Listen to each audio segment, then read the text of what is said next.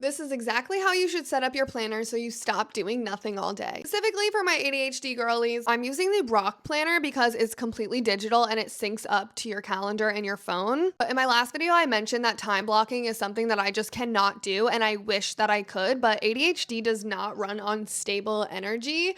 It runs off of dopamine waves, and what I've noticed helps me the most is to actually make containers. So here you can see I have my schoolwork container, I have a content container, and then I also have my writing container, and then I just have my different appointments there as well. These different containers are just a period of time that you are going to actually do the project, but the difference between this and time blocking is that you can do the container at any time as long as you fulfill the container. This makes me feel like I still have a sense of freedom and control over my schedule, but I still know what I have to do and I can still get it done, and it doesn't trigger my avoidance. Wish I had avoidant attachment in relationships. Like, my God, why do I have to have it with this? For certain projects like my writing, which is very intimidating to me because I am a perfectionist, and because of that, I like to procrastinate.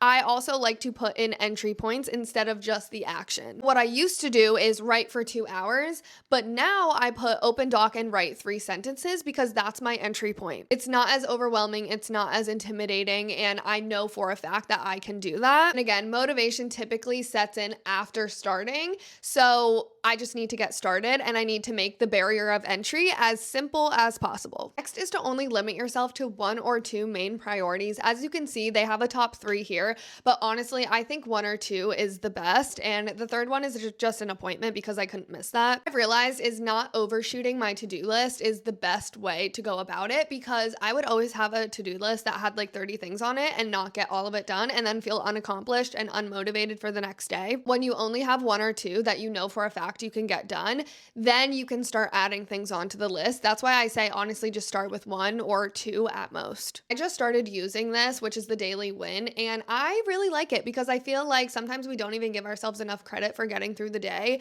and we are just like constantly exposed to so much stress and anxiety that like even getting 1 or 2 things done in a day I think is a good job. Also have been liking adding a brain dump so that I have everything there and I can also go back and see like what my issue was that day, or just random thoughts, random to-do lists, random ideas, random quotes, whatever it is. I'll explain this more in another video, but keeping a backlog has actually saved my life. It's basically that list of to-dos that's probably in your notes app right now that is so long and you can never finish it and never get it done, and it's really not that like interesting and it's not a priority to do at all, and there's no time frame on it. You just know at some point you have to do it. For example, like going to the post office, which is everybody's favorite thing to do.